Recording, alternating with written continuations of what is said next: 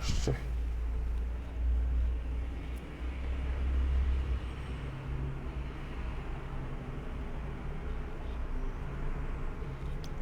অন্ধকার কেন?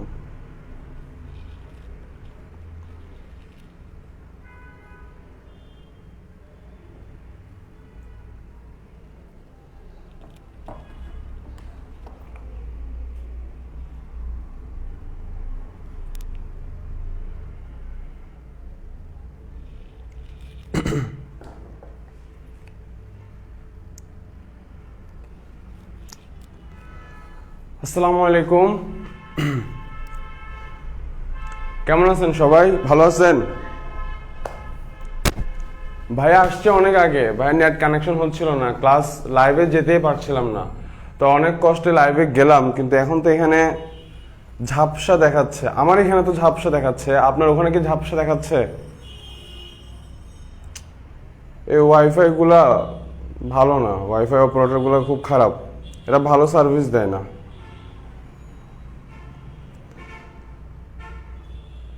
আচ্ছা দেখি আমাদের সাথে কে কে যুক্ত আছেন। ফারহানা আক্তার আফিফা, ওয়ালাইকুম আসসালাম। আসিফ রুবায়েত, ওয়ালাইকুম আসসালাম। লামিয়া, ওয়ালাইকুম আসসালাম। রাহাত, ওয়ালাইকুম আসসালাম।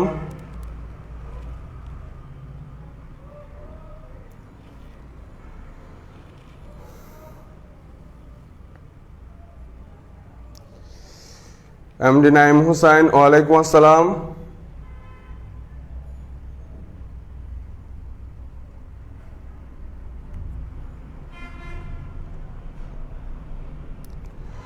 নাদিয়া কাইসার, ওয়ালাইকুম আসসালাম। মুনা, ওয়ালাইকুম আসসালাম। মুনা, আলহামদুলিল্লাহ ভালো আছি।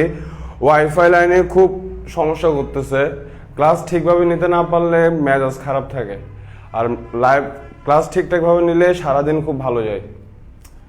এখন কালকে থেকে খুব ঝামেলায় আছি ওয়াইফাই লাইন নিয়ে। তারপর জান্নাতুল ফেরদৌস জুই, ওয়ালাইকুম আসসালাম। খালেদ সাইফ উল্লাহ, আলহামদুলিল্লাহ। খালেদ সাইফ উল্লাহ ভালো আছি, আপনি ভালো আছেন?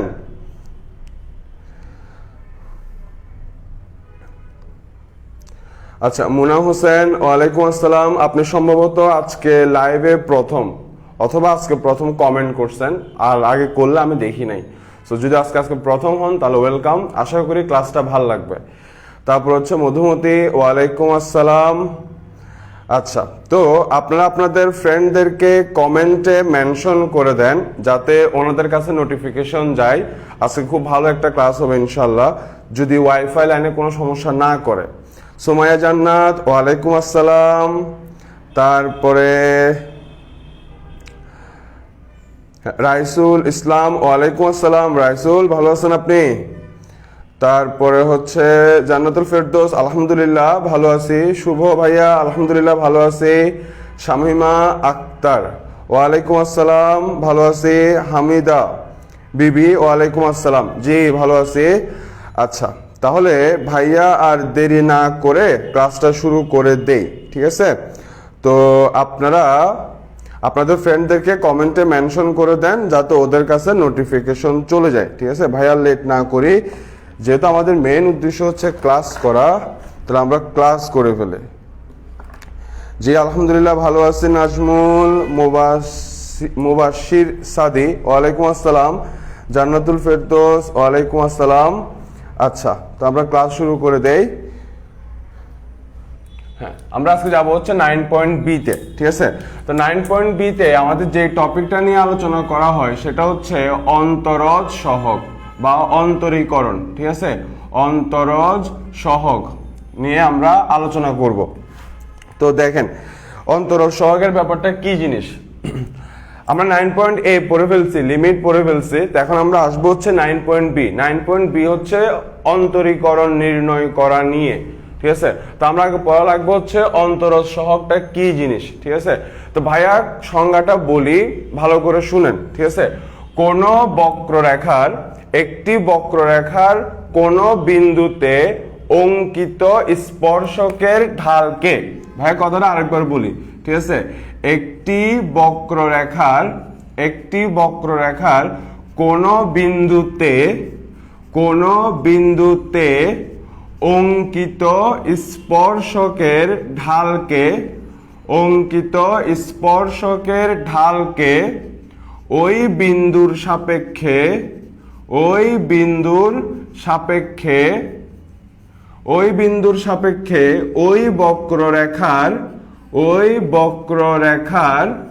বক্ররেখার অন্তরজ সহগ বলে।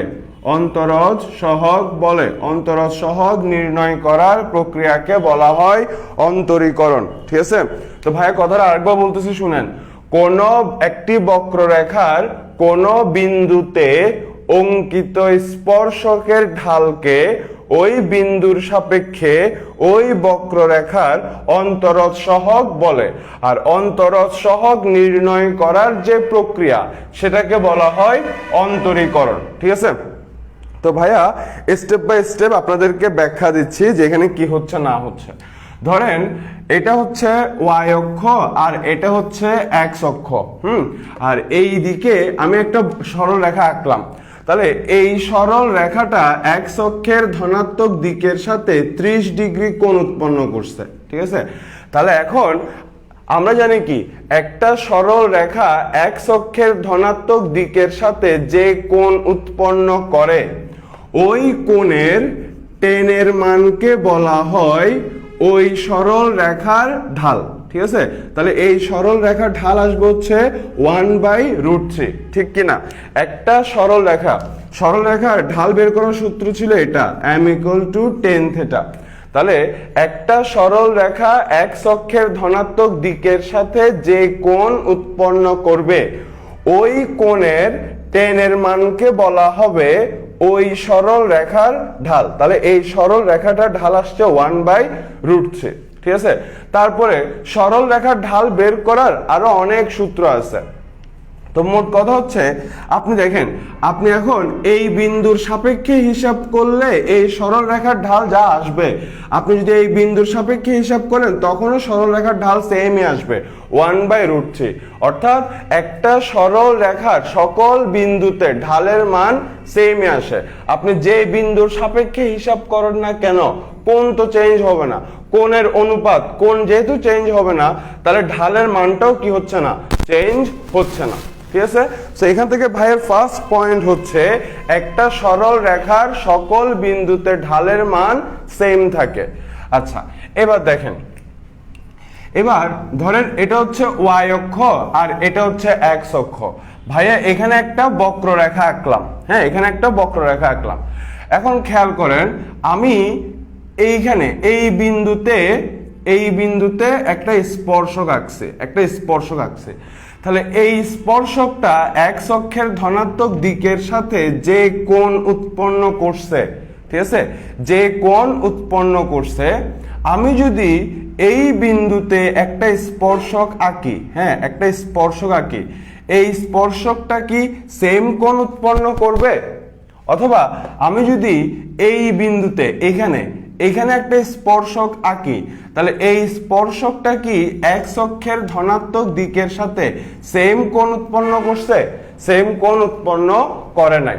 তাহলে সেম কোণ যেহেতু উৎপন্ন করে নাই, তাহলে ঢালের মানও সেম আসবে না, কারণ ঢালের মান বের করার সূত্র কি ছিল? tan θ। থেটা বলতে যে কোণ উৎপন্ন করবে ওই কোণটা। তাহলে এই যে স্পর্শকটা, এই স্পর্শকটা এটা যে কোণ উৎপন্ন করছে, এই স্পর্শকটা ওই সেম কোণটা উৎপন্ন করে নাই। তাহলে কোণের মান যেহেতু চেঞ্জ হচ্ছে, তাহলে স্বাভাবিক ঢালের মানটাও কি আসবে? ঢালের মানটাও চেঞ্জ হবে। আবার এই স্পর্শকটাও কিন্তু সেম কোণ উৎপন্ন করে নাই, তাহলে এই স্পর্শকের ঢালের মানও সেম আসবে। তাহলে আমরা এখান থেকে একটা পয়েন্ট জানতে পারলাম, সেটা হচ্ছে একটা বক্ররেখার এক এক বিন্দুতে ঢালের মান এক এক রকম হয়, কিন্তু একটা সরল রেখার বেলায় সকল বিন্দুতে ঢালের মান সেম থাকে। এতটুকু ক্লিয়ার? ঠিক আছে, ঢালের মান বের করার সূত্র হচ্ছে m = tan θ। থেটা বলতে কি বুঝায়? থেটা বলতে বুঝায় রেখাটা এক্স অক্ষের ধনাত্মক দিকের সাথে যে কোণ উৎপন্ন করবে ওই কোণটা হচ্ছে সূত্রের থেটা। তাহলে একটা সরল রেখার এক্স, এই যে একটা সরল রেখা, ঠিক আছে, এই রেখাটার এই বিন্দুর সাপেক্ষে হিসাব করলে যে কোণ পাবেন, এই বিন্দুর সাপেক্ষে হিসাব করলে আপনি সেম কোণটাই পাবেন। তাহলে একটা সরল রেখা যে কোনো বিন্দুর সাপেক্ষে হিসাব করেন না কেন ঢালের মান সেম আসবে, যেহেতু কোণের মান চেঞ্জ হচ্ছে না। কিন্তু আমি যদি একটা বক্ররেখার এই বিন্দুতে একটা স্পর্শক আঁকি, এই বিন্দুতে একটা স্পর্শক আঁকি, এই বিন্দুতে একটা স্পর্শক আঁকি, এই তিনটা স্পর্শক এক্স অক্ষের ধনাত্মক দিকের সাথে 3 রকমের কোণ উৎপন্ন করছে। তাহলে কোণ যেহেতু চেঞ্জ হচ্ছে, কোণের মান যেহেতু সেম না, তাহলে স্বাভাবিক টোটাল হিসাব করার পরে, এখান থেকে হিসাব করার পরে ঢালের মানও কি আসবে না, সেম আসবে না। সো এখান থেকে আমরা কি ডিসিশন নিলাম, আমরা নিলাম যে সরল রেখার সকল বিন্দুতে ঢালের মান সেম থাকে, কিন্তু বক্ররেখার এক এক বিন্দুতে ঢালের মান এক এক রকম হয়। আপনারা কি এতটুকু বুঝছেন কিনা? আমি একটু ওয়াইফাই চেক করি।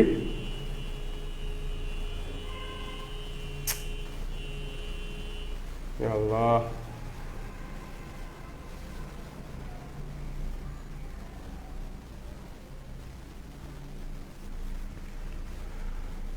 আপনারা কি এখন দেখতেছেন?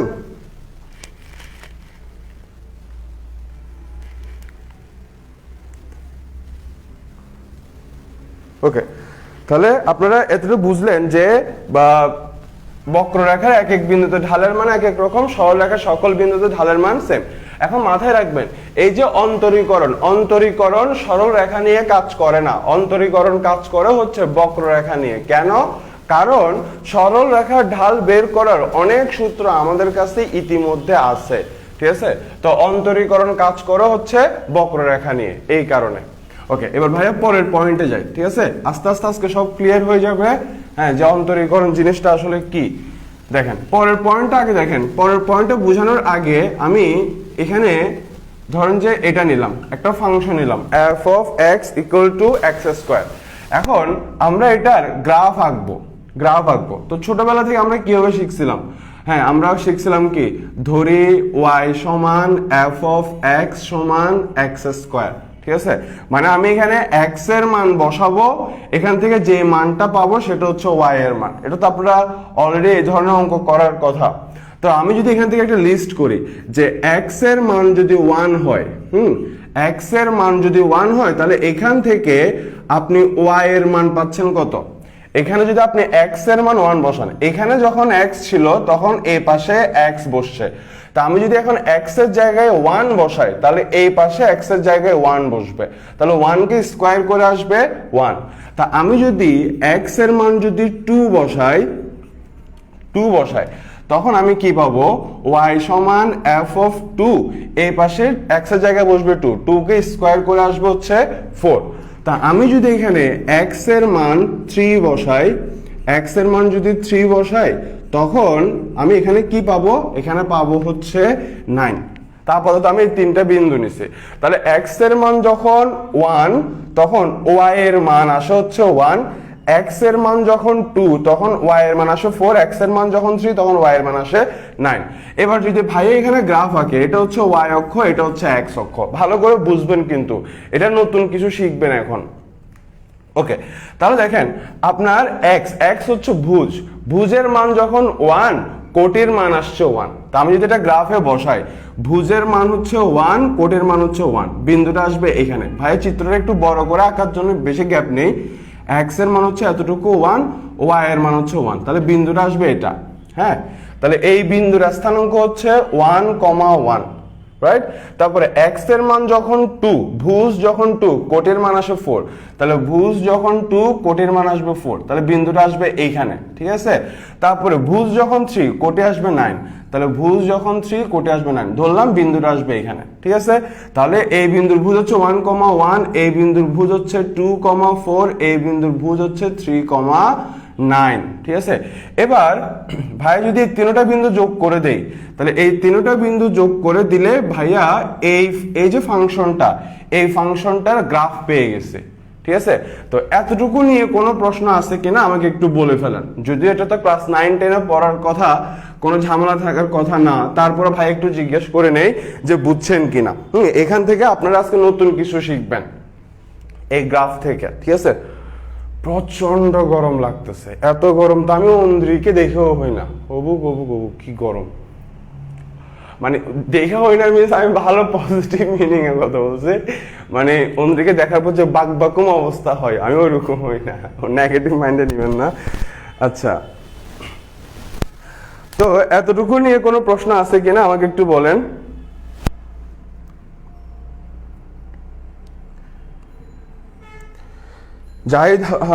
জাহিদ, হ্যাঁ ওয়ালাইকুম আসসালাম।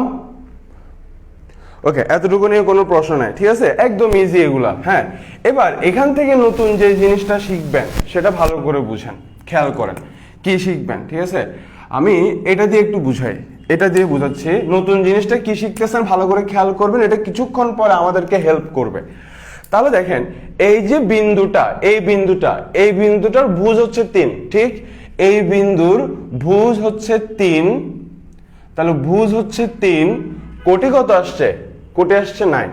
এখন দেখেন এই যে 9, আমি এভাবে সরাসরি 9 না লিখে 9 এর জায়গায় f(3) লিখতে পারি কিনা, কারণ y সমান f(3) সমান 9, রাইট।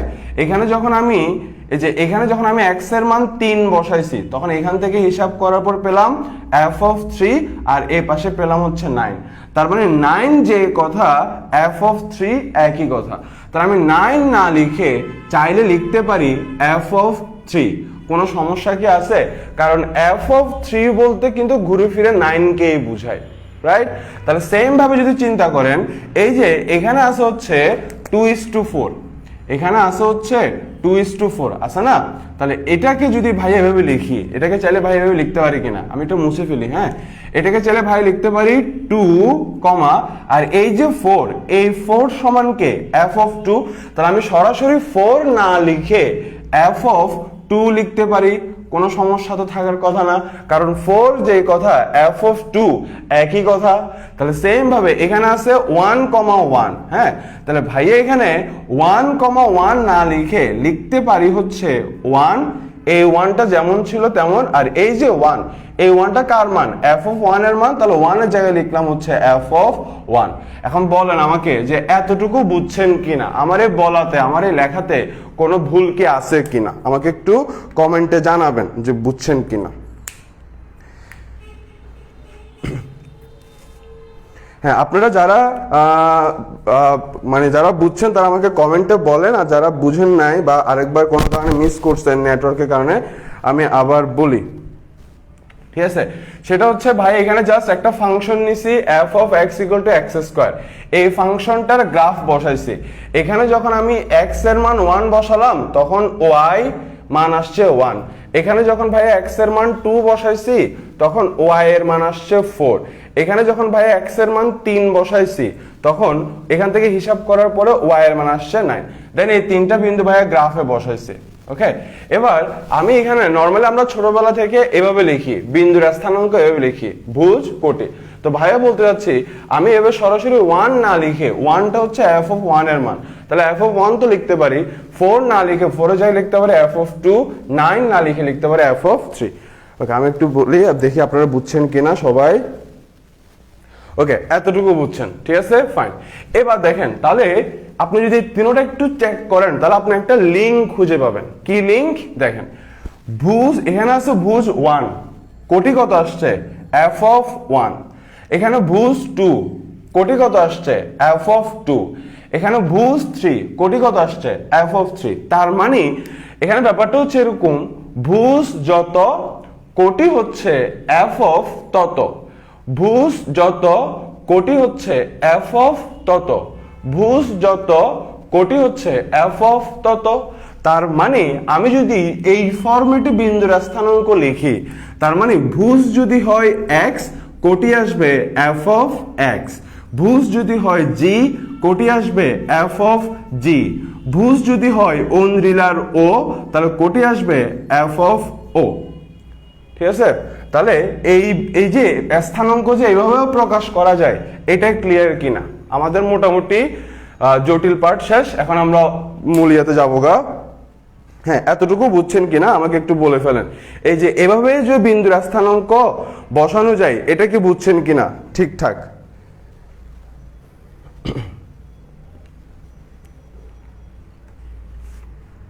হ্যাঁ, এভাবেও যে বসানো যায়, এটা কি বুঝছেন কিনা? ওকে, নুসরাত জাহান বলছে বুঝছেন স্যার, তারপর তোমা বলছে বুঝছেন, মুনতাহা খানু উনি অবশ্য গত প্রশ্নের উত্তর দিয়েছে যে বুঝছেন। ওকে, সবাই বলতেছেন বুঝছেন। হ্যাঁ, ওকে, তাহলে এতটুকু শেষ, ঠিক আছে। এবার আমরা আমাদের মূল পয়েন্টে যাই। এই জিনিসটা মাথায় রাখবেন যে একটা বিন্দুর স্থানাঙ্ককে চাইলে আমরা এভাবেও লিখতে পারি। এবার ভাইয়া অন্তরীকরণের মূল টপিকে যাই। এটা হচ্ছে ওয়াই অক্ষ, এটা হচ্ছে এক্স অক্ষ। আমি ভাইয়া কিছুক্ষণ আগে বলছি যে অন্তরীকরণ কাজ করে হচ্ছে বক্ররেখা নিয়ে, ঠিক আছে। তো ভাইয়া এখানে একটা বক্ররেখা আঁকলাম, এইখানে একটা বক্ররেখা আঁকছে, ঠিক আছে। তো ভাইয়া এইখানে একটা বিন্দু নিছি আর এইখানে একটা বিন্দু নিছি, আপনি যেখানে ইচ্ছে সেখানে নেন, আপনার ইচ্ছা। তো আমি এখানে একটা বিন্দু নিছি, তাহলে দেখেন এই যে বিন্দু, হ্যাঁ, আমি এই বিন্দুর ভুজ ধরে নিচ্ছি এক্স, এই বিন্দুর ভুজ ধরে নিচ্ছি এক্স। তাহলে ভুজ যদি এক্স হয় কোটে কি আসবে? ওই যে কিছুক্ষণ আগে বলছি, ভুজ যদি এক্স হয় তাহলে কোটে আসবে হচ্ছে এফ অফ এক্স, ঠিক কি না? ভুজ যদি এক্স হয় তাহলে কোটে আসে কি এফ অফ এক্স। আমি বিন্দুটাকে একটু দূরে নেই চিত্রের সুবিধার জন্য, হ্যাঁ এখানে নিলাম, ঠিক আছে। তাহলে আমি এই যে বিন্দুটা নিছি, এই বিন্দুর ভুজ তো আমি জানি না, তাহলে ভুজ হচ্ছে ধরে নিছি এক্স। আর আমরা এটা জানি ভুজ যদি এক্স হয় কোটি আসবে এফ অফ এক্স, ঠিক আছে। ওকে, এবার দেখেন ভুজ মানে কি? ভুজ আমরা কোন দিকে হিসাব করি? আমরা এক্স অক্ষের দিকে হিসাব করি। তাহলে এই বিন্দুর ভুজ যেহেতু এক্স, তার মানে আমি এক্স অক্ষের দিকে যাব হচ্ছে এক্স পরিমাণ ঘর। তাহলে আমি ধরে নিচ্ছি এখান থেকে এই এতটুকু হচ্ছে এই বিন্দুর ভুজ এক্স, ঠিক আছে, ক্লিয়ার? ওকে, এখন দেখেন এই যে বিন্দুটা আছে, হ্যাঁ, এতটুকু দূরত্ব হচ্ছে এক্স, আর এই যে এতটুকু দূরত্ব, এই দূরত্বটাকে আমি ধরে নিলাম হচ্ছে এইচ। তাহলে এই বিন্দুটার টোটাল ভুজ কি আসবে? প্রথমে আসবে এক্স, তারপর আসতেছে এইচ। তার মানে এই বিন্দুটার জন্য এক্স অক্ষের দিকে টোটাল কতটুকু যাওয়া লাগবে? এক্স প্লাস এইচ পরিমাণ যাওয়া লাগবে। তাহলে এই বিন্দুটার ভুজ হচ্ছে এক্স প্লাস এইচ, ঠিক কিনা? তাহলে ভুজ যদি এক্স প্লাস এইচ হয় তাহলে এই বিন্দুটার কোটে আসবে F of X plus H, ঠিক আছে। যারা বুঝছেন তারা আমাকে কমেন্টে বলেন যে এটা ঠিকঠাক ভাবে বুঝছেন কিনা, আর যারা বুঝেন নাই তাদের জন্য ভাইয়া এর মধ্যে রিপিট করে ফেলি। আমি দুইটা বিন্দু নিছি, এখানে একটা বিন্দু নিছি, এখানে একটা বিন্দু নিছি। এই যে বিন্দুটা, আমি এই বিন্দুটার ভুজ ধরে নিছি এক্স। আর আমরা কিছুক্ষণ আগে শিখছি ভুজ যদি এক্স হয় তাহলে কোটি আসবে এফ অফ এক্স। ভুজ যত কোটি হচ্ছে এফ অফ তত, ঠিক আছে। তাহলে এই বিন্দুটার ভুজ এক্স মানে কি দাঁড়ায়? ভুজ বলতে কি? ভুজ বলতে এক্স অক্ষের দিকে আমরা যতটুকু যাই ওইটা হচ্ছে ভুজ। তাহলে এই বিন্দুটার ভুজ এক্স, এই কথাটার মানে হচ্ছে আমি এক্স অক্ষের দিকে যাব হচ্ছে এক্স পরিমাণ ঘর। তা আমি এতটুকু ধরে নিচ্ছি এই বিন্দুর ভুজ এক্স, ঠিক আছে। আর এই যে বিন্দুটা, আমি এই এতটুকু দূরত্ব ধরে নিচ্ছি এইচ। তাহলে এই বিন্দুতে যাওয়ার জন্য এক্স অক্ষের দিকে ভাইয়া টোটাল কতটুকু যাব? এক্স প্লাস এইচ পরিমাণ ঘর যাব। তাহলে এই বিন্দুটার ভুজ আসছে এক্স প্লাস এইচ। তাহলে ভুজ যদি এক্স প্লাস এইচ হয় কোটি আসবে F of X plus H. Clear? Okay, fine.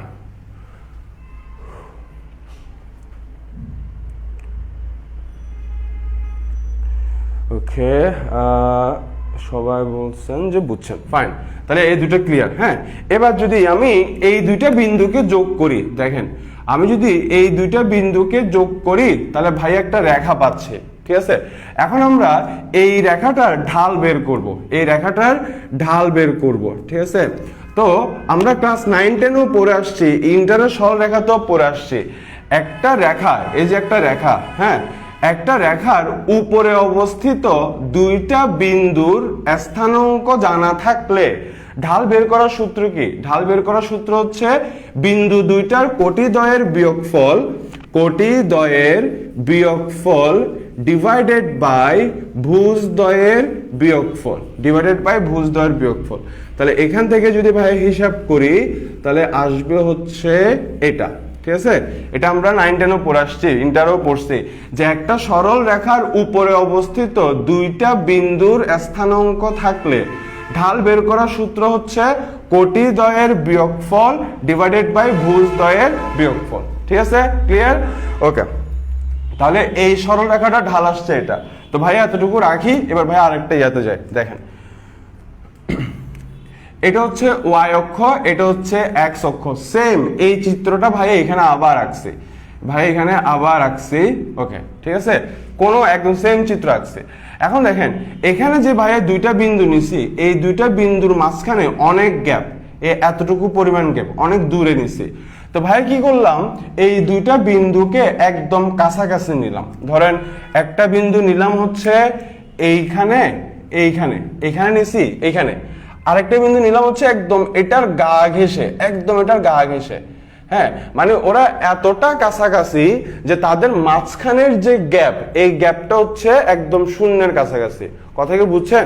এখানে যে দুইটা বিন্দু নিছি, এই দুইটা বিন্দুর মাঝখানে অনেক গ্যাপ ছিল, কিন্তু এখানে এই সেম এই দুইটা বিন্দুকে ভাইয়া এত কাছাকাছি নিছি যে তাদের মাঝখানে বলতে গেলে কোনো গ্যাপ নাই, গ্যাপ হচ্ছে অলমোস্ট শূন্যের কাছাকাছি। ঠিক আছে, ওকে। এবার দেখেন, এবার এই যে নিচের বিন্দুটা আছে, নিচে যে বিন্দুটা আছে মানে এটা, হ্যাঁ ভাই এখানে মার্ক করে দিই, এটা নিচের যে বিন্দুটা আছে, তাহলে এই যে বিন্দুটা, নিচের বিন্দুটা, এই বিন্দুটার ভুজ যদি এক্স হয় তাহলে কোটে আসবে এফ অফ এক্স, ঠিক কিনা? আর উপরে যে বিন্দুটা আছে মানে এটা, হ্যাঁ উপরে যে বিন্দুটা আছে, এই বিন্দুটার এখন একটু খেয়াল করেন, সেম এটার মতো চিন্তা করেন, এই বিন্দুটার ভুজ যেহেতু এক্স, তার মানে এই এতটুকু দূরত্ব হচ্ছে এই বিন্দুর ভুজের মান x, ঠিক আছে, ওকে। এবার উপরে যে বিন্দুটা আছে, এই উপরে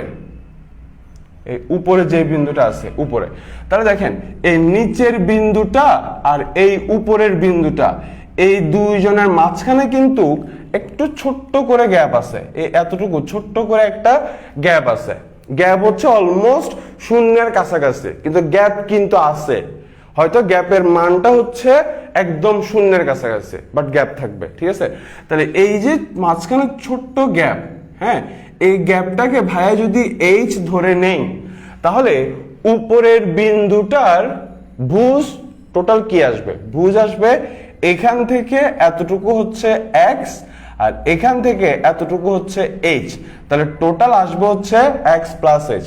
তাহলে উপরের বিন্দুটার ভুজ আসবে হচ্ছে এক্স প্লাস এইচ, আর কোটি আসবে হচ্ছে F of X plus H.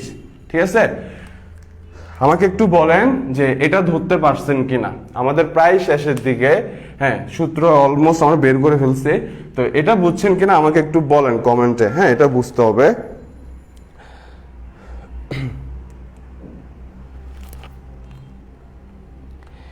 Yes, x plus h.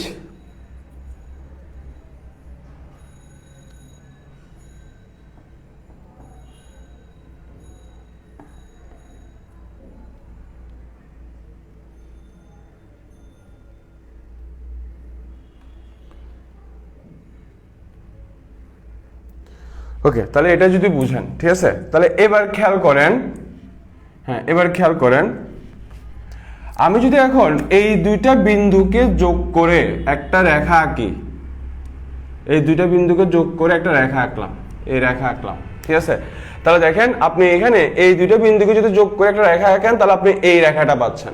এখন এই রেখা আর এই রেখার মধ্যে একটা তফাৎ আছে। কি তফাৎ? এই রেখাটাকে বলা হয় ছেদক সরল রেখা। কেন? কারণ এই রেখাটা ছেদ করে চলে গেছে। আর এই রেখাটাকে বলা হয় স্পর্শক রেখা। কেন? কারণ সে জাস্ট স্পর্শ করে গেছে। তফাৎ বুঝছেন?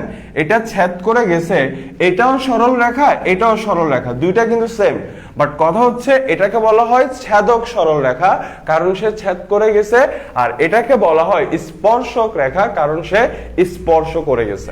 ঠিক আছে, ওকে।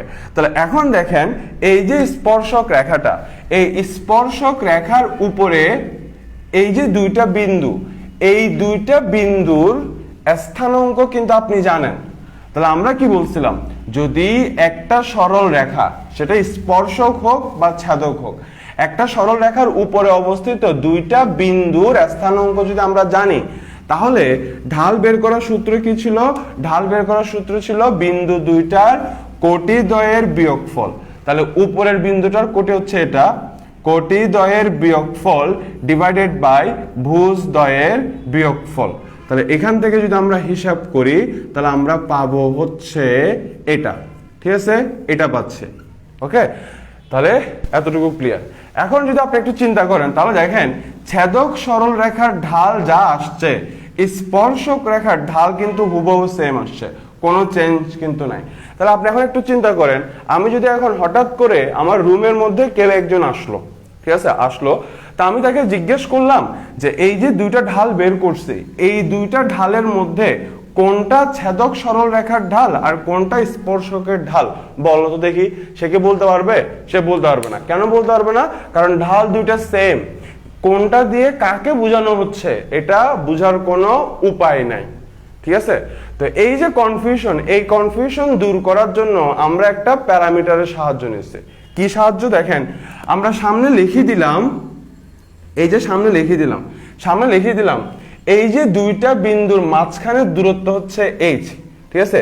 তো আমরা কি বলছিলাম, এই দুইটা বিন্দু এতটাই কাছাকাছি থাকবে যে তাদের মাঝখানের ব্যবধানটা আসবে শূন্যের কাছাকাছি। মানে এই যে মাঝখানের ব্যবধান h এর মানটা হবে একদম শূন্যের কাছাকাছি।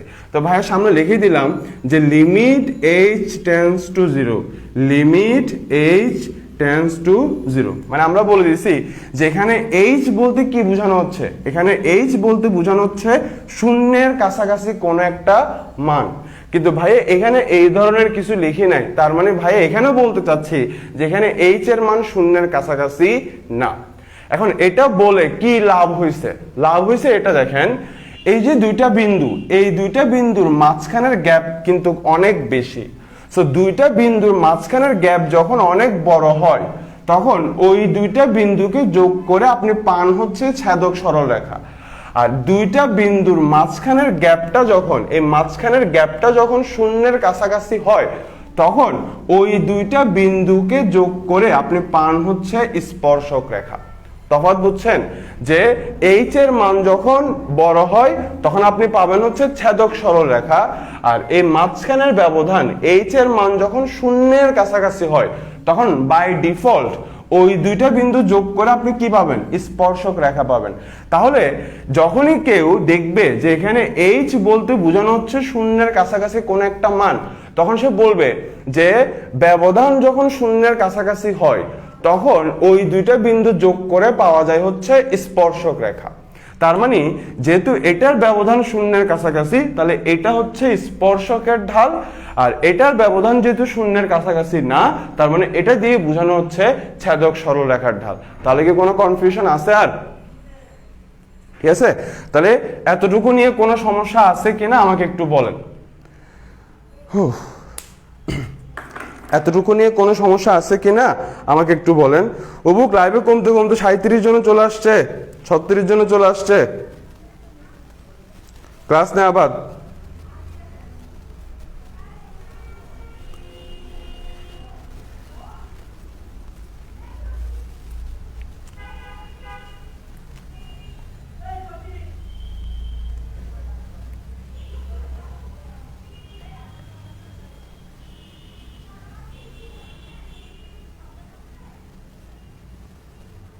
ওকে, তাহলে এটা যেহেতু বুঝছেন,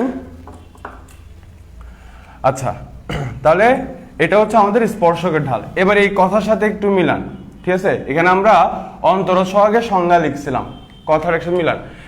একটা বক্ররেখার, এই হচ্ছে আমাদের বক্ররেখা, ঠিক আছে।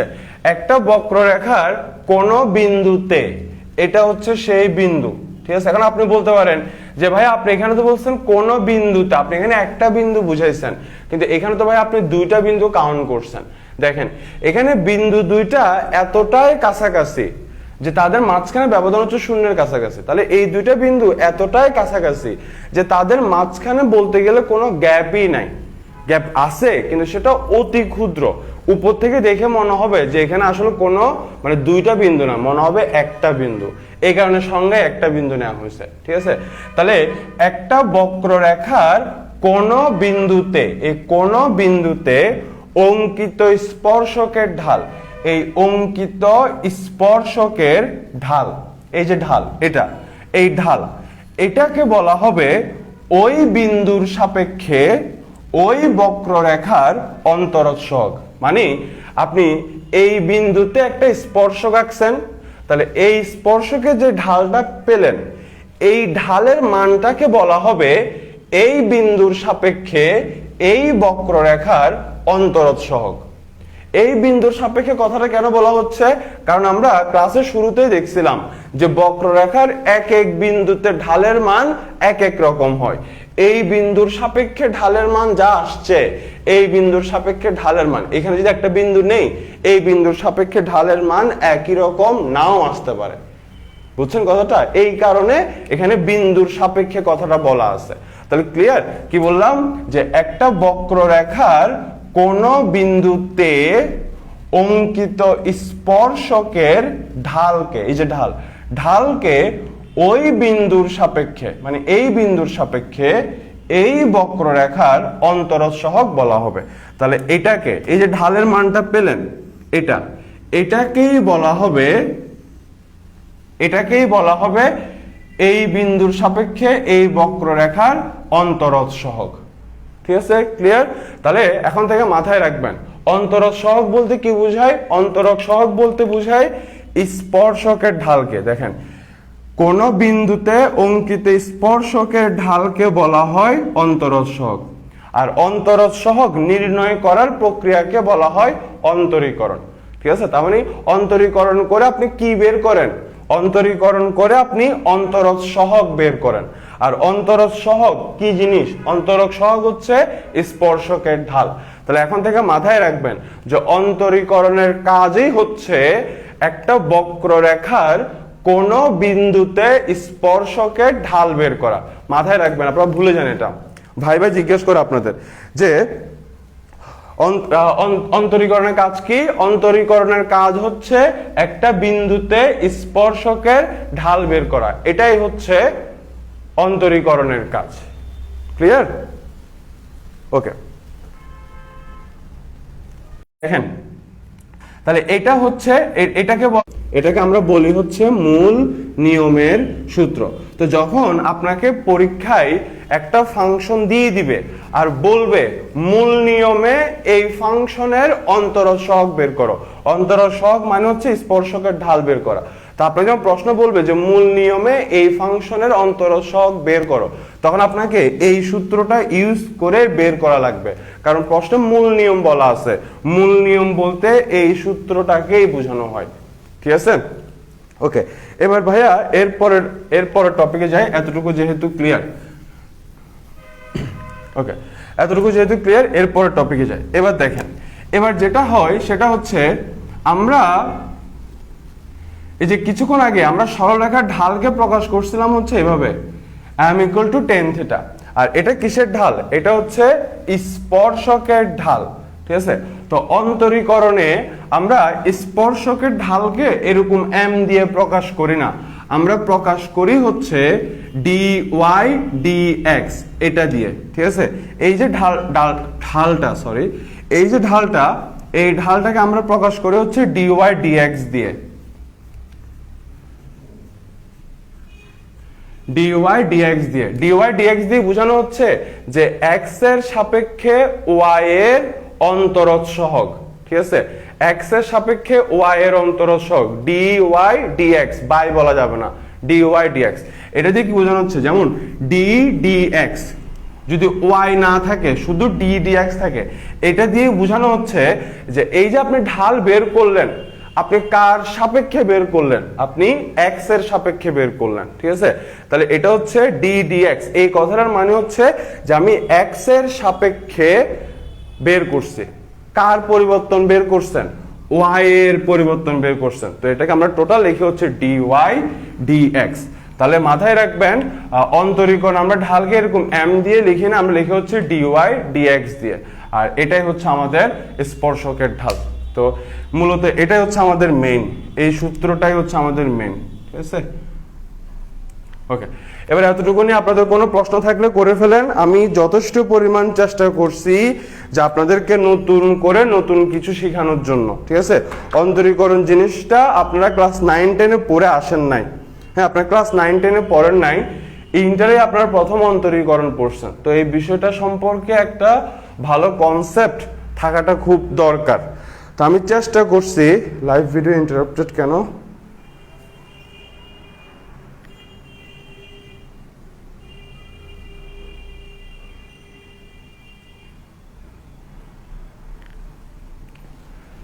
আরে নেটরে, হ্যাঁ, তো আমি চেষ্টা করছি যে আপনাদেরকে নতুন করে কিছু শেখানোর জন্য।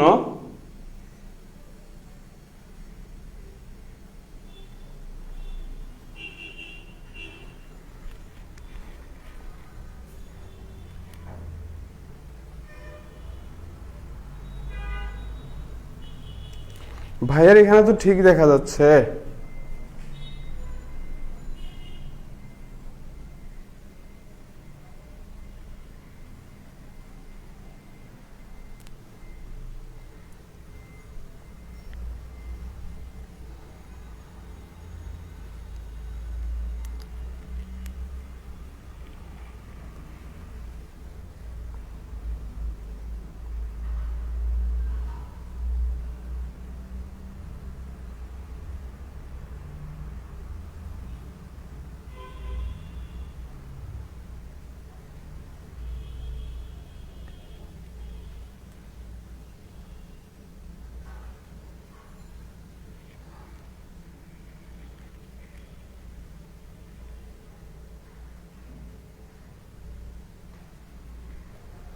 আপনাদের যাদের যাদের রবি, তাদের সিম উঠানো লাগবে, বুঝছেন?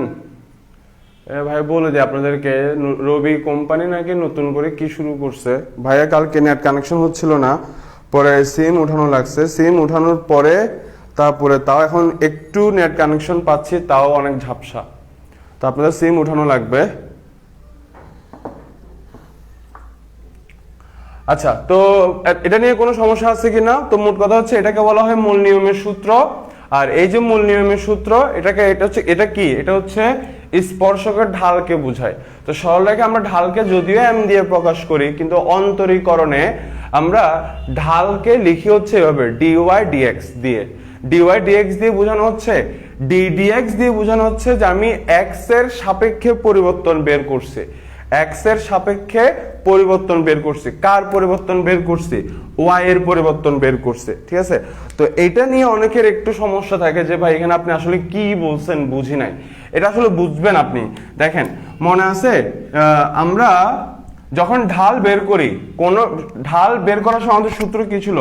উপরে কি বসতো? উপরে বসতো হচ্ছে কোটিদ্বয়ের বিয়োগফল, আর নিচে বসতো হচ্ছে ভুজদ্বয়ের বিয়োগফল। মনে আছে? ক্লাস 9-10-এ পড়ছিলেন।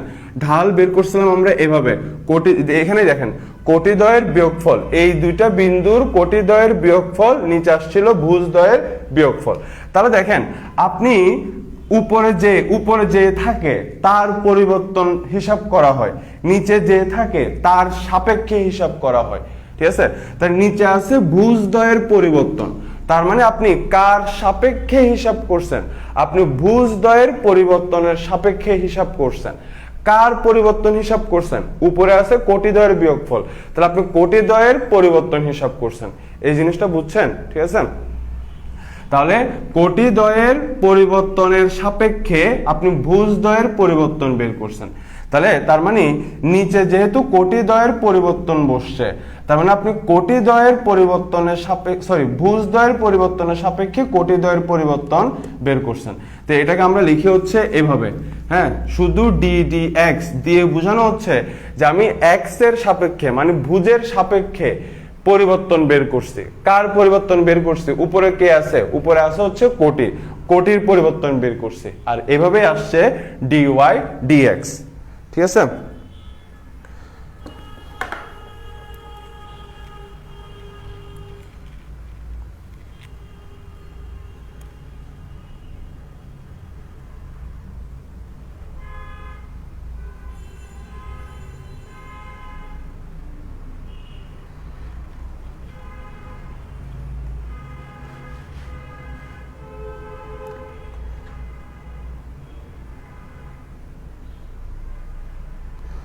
আচ্ছা, তো ভাইয়া যেহেতু নেটে অনেক ঝামেলা হচ্ছে, তো ভাইয়া ক্লাসটা এতটুকু রাখি। হ্যাঁ, তো আপাতত এতটুকু। আই হোপ অন্তরীকরণের ফুল কনসেপ্টটা ভাইয়া আজকে ক্লিয়ার করে দিছি। তো জাস্ট এই সূত্রটা মাথায় রাখবেন, এই সূত্রটা দিয়ে আমরা আগামী ক্লাসে প্রায় 9B এর সবগুলো ম্যাথ সলভ করে ফেলতে পারবো। 9B এর টাইপ 1 এর সবগুলো প্রবলেম আমরা জাস্ট এই একটা ম্যাথ দিয়ে সলভ করে দিব। তো এটাকে বলা হয় মূল নিয়মের সূত্র, জাস্ট এটা মাথায় রাখবেন। তো এটা এখানে সামনে ডিওয়াই ডিএক্স, ঠিক আছে? তো জাস্ট এতটুকু মাথায় রাখবেন, তাহলেই হবে। ভাইয়ের নেট কানেকশন হচ্ছে, আপনাদের সাথে প্রপারলি কথা বলতে পারছি না।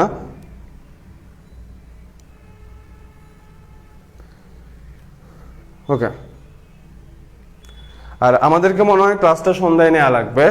এখন দেখি, যদি সন্ধ্যায় নিয়ে যাওয়ার পরে যদি দেখি যে পার্টিসিপেন্ট বাড়ছে, তাহলে ভাই তো সন্ধ্যায় ক্লাস নিব অবশ্যই, ঠিক আছে? আর যদি দেখি যে না ওখানে সেম, ওখানেও সেম এরকম, তাহলে তখন সকালে ক্লাস নেব। যদি সেম হয় তাহলে সকালে ক্লাস নেব, আর যদি বেশি হয়, হ্যাঁ, তাহলে ভাইয়া সন্ধ্যায় ক্লাস নেব, ঠিক আছে? এত কষ্ট করে আসি ভাইয়া, দুইবার আসে ভাই, সকালবেলা ক্লাস থাকে না, তারপর আপনাদের জন্য আসে। আর যাই হোক, এসব আসলে বলে লাভ নাই, ঠিক আছে? তো যাই হোক, তো আই হোপ অন্তরীকরণের বিষয়টা ক্লিয়ার। বাসায় ভালো করে পড়বেন, অন্তরীকরণের কনসেপ্ট এর চেয়ে ভালো কোথাও বুঝছেন কিনা কে জানে, আল্লাহ মাহমুদ জানে। যাই হোক, তো ভালো করে পড়বেন, ভাইয়ের চেষ্টা করছে আপনাদেরকে ফুল কনসেপ্ট ক্লিয়ার করে দেওয়ার জন্য, ঠিক আছে? আসসালামু আলাইকুম।